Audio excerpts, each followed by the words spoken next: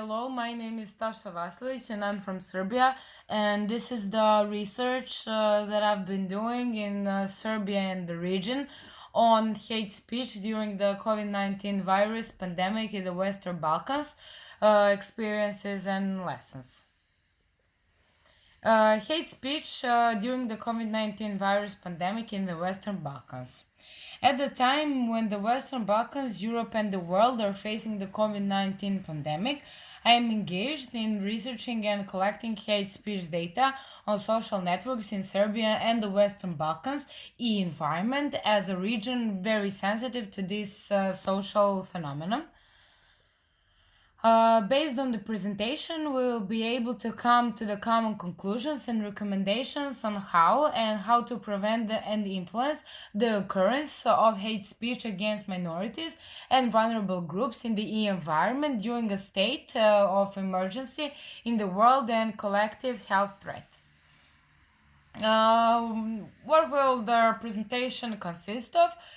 The presentation will consist of examples of hate speech against vulnerable groups during the COVID-19 virus pandemic in the environment, its impact on the entire society around us and on the community, restricted movement, speech, work, online media reporting, and hidden hate speech, examples of good practice in solidarity and respect for freedom of speech, tolerance and understanding towards vulnerable groups, respect for legal frameworks for the prohibition of hate speech and practice, recommendations, considerations, and conclusions, and the interactive approach, of course.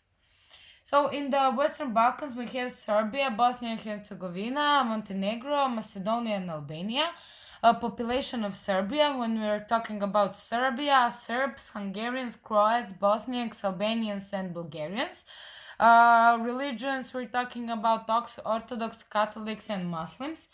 The research included 258 young people aged from 15 to 24. Bearing in mind the significant overlap of religions and national identity among the represented social groups, Serbs, Hungarians, Bosniaks, Albanians, Croats, Orthodox, Catholics, Muslims. This region was chosen as a research area, assuming that they were most sensitive to hate speech and toxic narratives. Okay. So when we're talking about state, young people in the Western Balkans face a lack of perspective, alienation, economic poverty, lack of awareness for the general and public good, the grave legacies of wars, collapsed institutions, and corruption of state institutions, discrimination against minorities, which results in increased hate speech and its radial spread and represents challenges to strengthen participation of Western Balkan youth in making social decisions and creating new public policies. So, research results, tagging and calling people by pejorative names is the most common type of harassment on the internet, followed by the threat of physical assault, sexual harassment, and persecution. As reasons for harassment, 20% of the respondents stated their national affiliation and political commitment. About 16 of them said it was a religious affiliation, and 16 sexual orientation, with 20 sexual affiliation.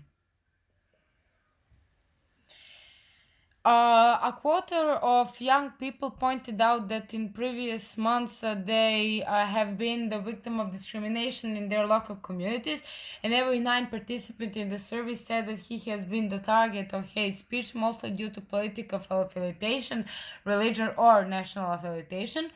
Young people see ordinary citizens, politicians, and media workers as the biggest initiators of hate speech, and half of them think that the society and the competent state authorities react badly to discrimination and hate speech. The research shows serious amounts of hate speech and toxic narratives based on national, religious, or racial affiliation, sexual orientation, or political option in the countries of the Western Balkans.